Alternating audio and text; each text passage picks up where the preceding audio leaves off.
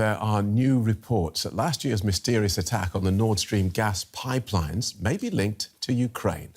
The Baltic Sea pipelines built to carry Russian natural gas to Germany were badly damaged by underwater explosions last September, increasing tensions over Russia's war.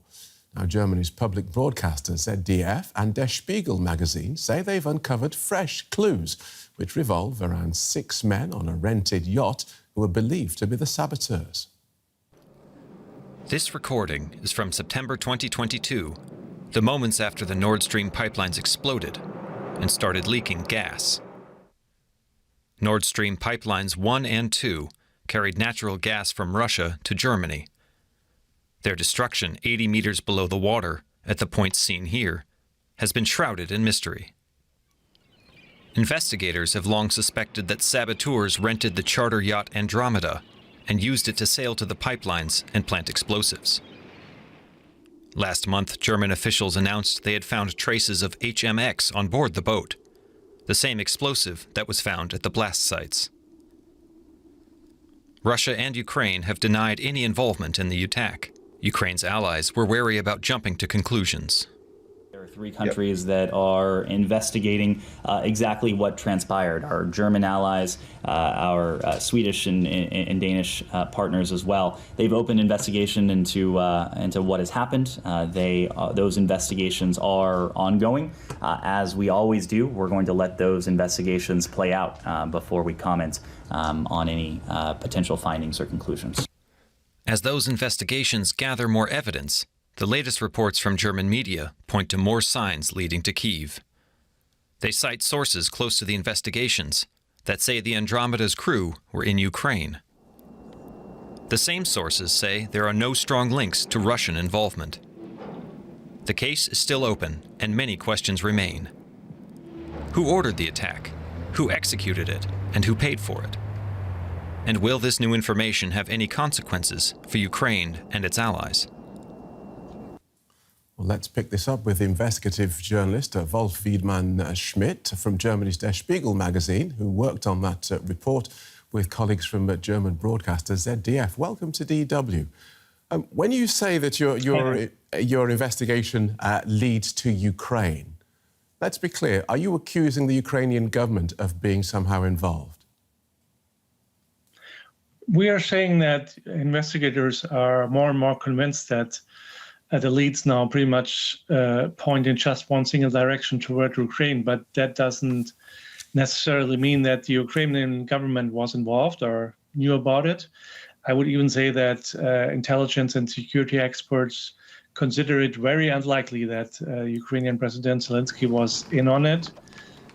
So yeah, the question remains from how high up was the attack ordered, and you knew about it, but it's becoming more and more clear that, there's 3 remaining doubts with the investigators that the Ukrainian commander was involved and responsible for blowing up the pipelines.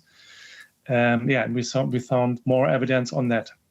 Okay, so again, just so we understand clearly what you've said, no link to the Ukrainian president, but certainly links, as far as you can establish, to the Ukrainian leadership.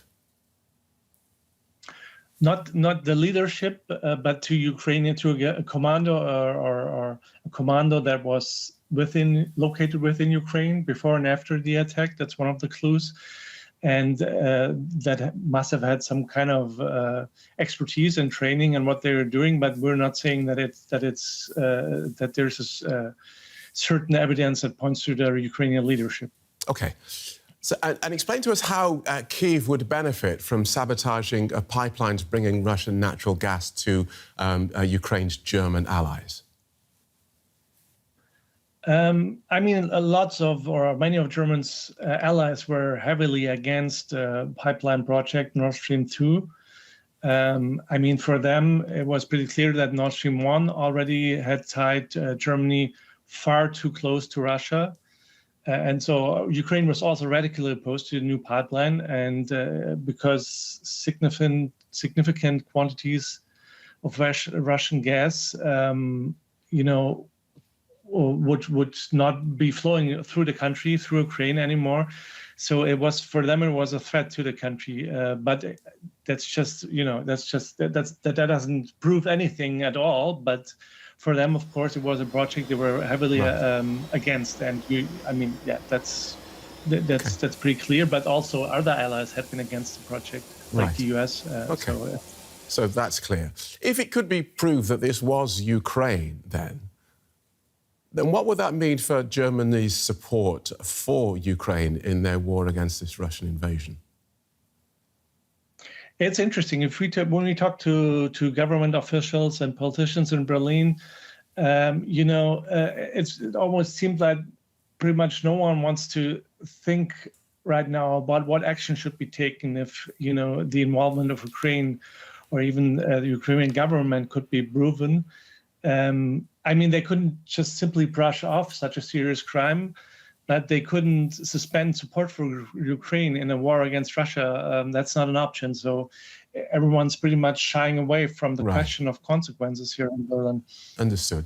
Other investigations have pointed fingers, though, at Russia, Poland, even the United States. Why are you so sure that they're all wrong and you're right? And why not wait for the conclusions of the various investigations being carried out by Germany, Denmark, and Sweden? We're not saying that we are right. We're just saying that everything we found out in weeks and months of investigating was that investigators and intelligence experts and everyone saying that there's more and more proof that points to Ukraine. And they didn't find any proof that Russia is behind this or that it's a false flag operation, that Russia destroyed the pipelines just to, try to blame it on Ukraine and to undermine support for the West. So a lot of evidence we found is pointing towards Ukraine, and the investigators didn't find anything that might prove that Russia could be behind this, or even less that the US might be behind this attack. There's no evidence at all for this.